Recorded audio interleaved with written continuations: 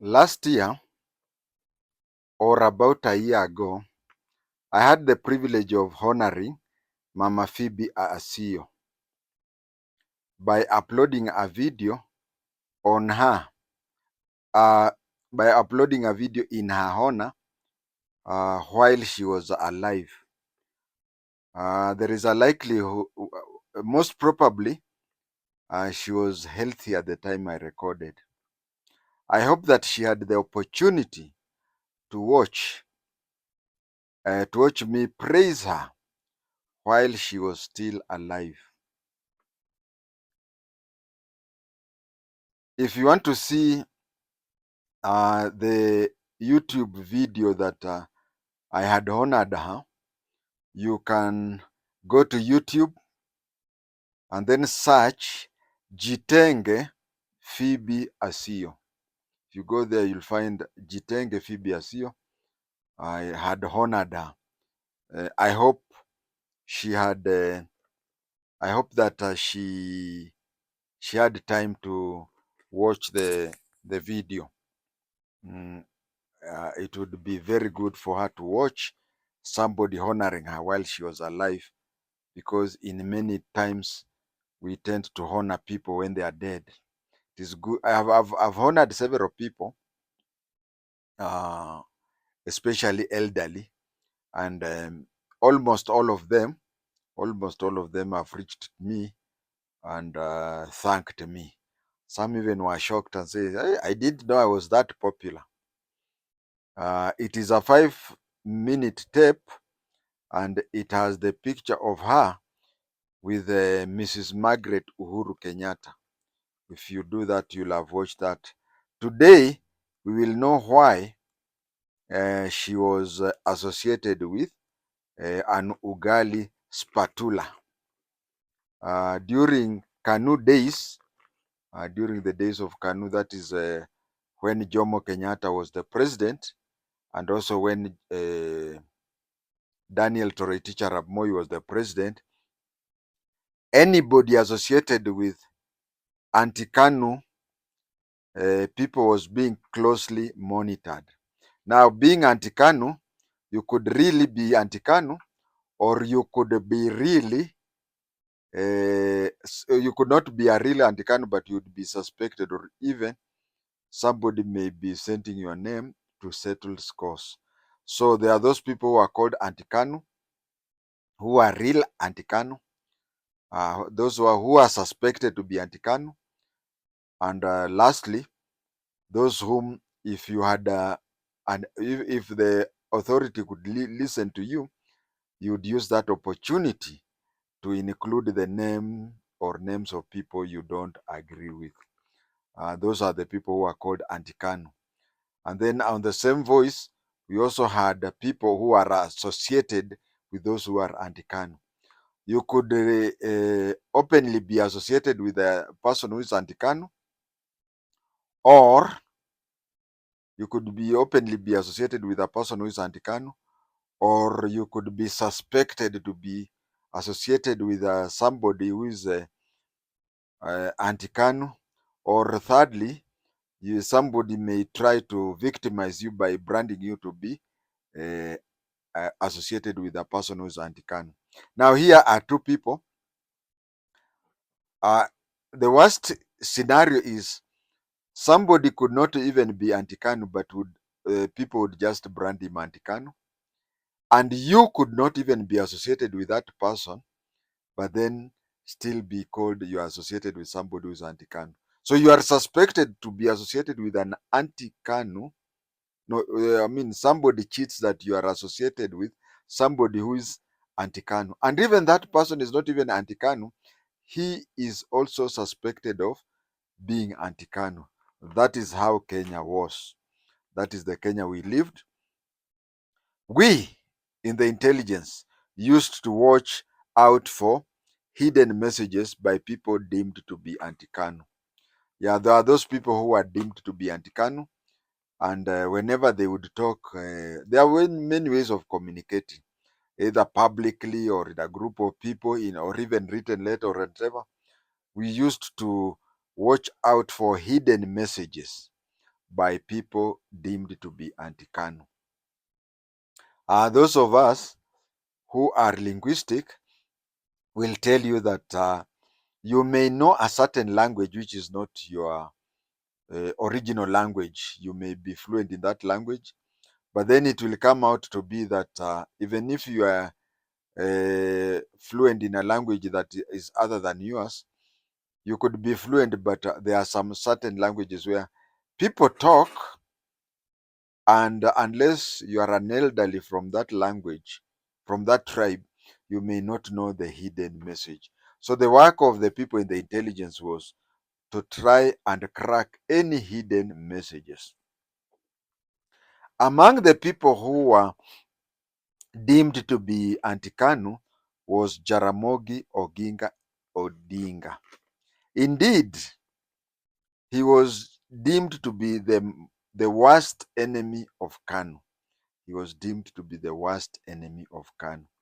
So what Jaramogi Oginga Odinga used to do, uh, Jaramogi, his age would not allow him to be detained.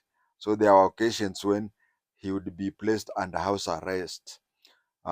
It is even rumored, it is even believed that most of the time Raila was to be placed in detention was an indirect attack on Jaramogi, whereby instead of placing an elderly man in detention to die in detention and cause problems, why can't we detain his son, and then it is like we have detained him.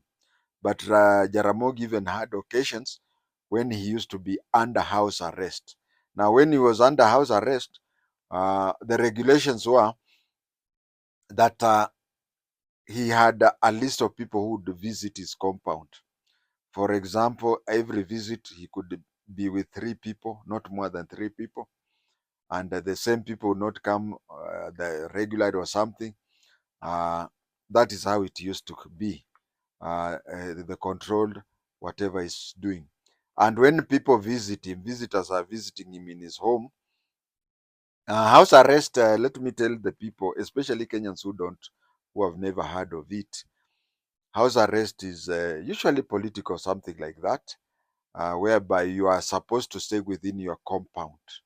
Within your compound. So if you have a 100 by 100 acre, not 100, but not acres, but 100 feet by 100 feet, which is a quarter of an acre, and your house is within that, you can never get out of that compound. You have to stay within the compound throughout your house arrest time. So you stay there, and again, there are police officers surrounding you, so you are free watchmen to guard you, and they control the people who come to visit you. It is said that, for example, they would say you are supposed to meet 3 people at a go, maybe once in a day or once a week or whatever, depending on the house arrest order. Now, when these 3 people would come, whenever they would talk to Jaramogi, there used to be an intelligence officer there listening. Now, in this case, the intelligence officer has to be somebody conversant in the language that they are talking. And conversant is not just literally, but conversant also means the hidden messages. So what Jaramogi used to do, especially while under house arrest, he would look at someone. Of course, he knew where you came from, and so you'd just ask a question. He knew, but he would pretend he doesn't know you or something. So he'd look at you and say and ask you, where do you come from? Where do you come from? You would tell him where you came from or where you come from, and he would tell you, go and greet so and so. He would tell you, go and greet so and so. Just that. So when you went to where you came from, let's say, which constituency can I say? Supposing you came from Gatundu, for just an example, he would ask you, where do you come from? And you'd say, I come from Gatundu. He would tell you, go and greet son of Kuria. so go and greet son of Kuria. He would be meaning that he has endorsed Moses Kuria as the next MP for Gatundu. Uh, in the next election, the person so greeted would get over 98%. But this one was applicable only to areas that either was Luo land or was prominently occupied by people from Luo tribe. So whenever someone would go during campaign and would say that I visited Jaramogi during in his place, and he told me, assuming that Gatundu is somewhere in Luo land, so you would say that I was there, and he's fine. We talked nice, and he told us that we people of this place, Gatundu, yeah, we people of Gatundu, he told us to come and greet son of Kuria. And you'd find that, assuming that Gatundu is in Luo land, so you'd find the fellow getting, Moses Kuria getting over 98%. And then there was the Karachuonyo issue. In Karachuonyo, where PHOEBE Asiyyo came from, of course, there was David Okiki Amayo. And David Okiki Amayo was both close to Moi, and a very strong KANU person. Actually, even there's a time he even chaired the KANU disciplinary committee. So what did Jaramogi Oginga Odinga do? Was to change the style. He changed his style of talking about Karachuonyo. So whenever he met people from Karachuonyo, of course, as I've said, he knew you are from such and such a place. And for example, if he didn't find a person who came from where he wanted, for example, he knew if you leave this place, you'll go past Karachuonyo on your way to wherever you came from. So he would tell you, before you reach home, make a short stopover at Karachuonyo. That is how he used to do. He would look for a way where he would send a message to people from a certain place. So whenever he met people from Karachuonyo, uh, he would ask. Now he would ask a different question. He would ask, "Where do you come from?" You would say Karachuonyo, and then he would ask you. He would ask whoever had visited him from Karachuonyo and say, is the house of a Luo complete without a woman? He would ask, is the house of a Luo complete without a woman? That is a hidden message. Luos, just like many African traditions, even if you are in your 40s and you have never married, even if you are in your 40s and you have never married, you are considered not complete. You are just considered to be a young boy from your parents' place. For someone who is 25 years and he is married, according to Luo culture and very many African culture, he's considered to be a complete man.